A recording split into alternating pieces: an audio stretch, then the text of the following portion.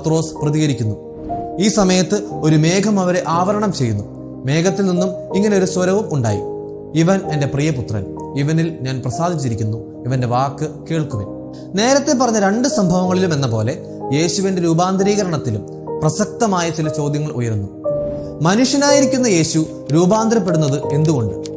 യേശുവിന്റെ രൂപാന്തരീകരണ സമയത്ത് എന്തുകൊണ്ട് മോശയും ഏലിയായും പ്രത്യക്ഷപ്പെടുന്നു? എന്താണ് ഈ രണ്ടുപേരുടെയും പ്രസക്തിയും പ്രാധാന്യവും? ബൈബിളിലെ നിയമസംഹിതകളുടെ മുഴുവൻ പ്രതിനിധിയാണ് മോശ. ഏലിയായാകട്ടെ പഴയ നിയമകാലത്തെ പ്രവാചകരുടെ മുഴുവൻ പ്രതിനിധിയുമാണ്. കൂടാതെ ഈ രണ്ടു പേരും തങ്ങളുടെ ജീവിതകാലത്ത് പ്രത്യേകമാം വിധം ദൈവാവിഷ്കാരം, തിയോഫനി അനുഭവിച്ചവരാണ്. അതായത് ദൈവം ഒരു മലയിൽ അവരുടെ അടുക്കൽ വന്ന് തന്റെ മഹത്വം വെളിപ്പെടുത്തുന്നു. എന്നാൽ ഈ ദൈവാവിഷ്കാരത്തിലൊന്നും ദൈവത്തിന്റെ മുഖം കാണാൻ മോശയ്ക്കോ ഏലിയായ്ക്കോ കഴിഞ്ഞില്ല. മോശയ്ക്കുണ്ടായ ഒരു അനുഭവം നമുക്ക് നോക്കാം. മോശ പറഞ്ഞു: അങ്ങയുടെ മഹത്വം എനിക്ക് കാണിച്ചു തരണമെന്ന് ഞാൻ അപേക്ഷിക്കുന്നു.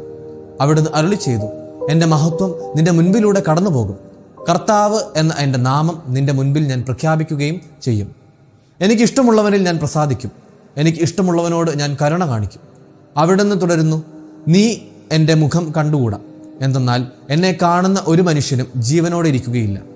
കർത്താവ് പറഞ്ഞു: ഇതാ എൻ്റെ അടുത്തുള്ള ഈ പാറമേൽ നീ നിൽക്കുക. എൻ്റെ മഹത്വം കടന്നു പോകുമ്പോൾ നിന്നെ ഈ പാറയുടെ ഒരിടുക്കിൽ ഞാൻ നിർത്തും. ഞാൻ കടന്നു പോകുമ്പോൾ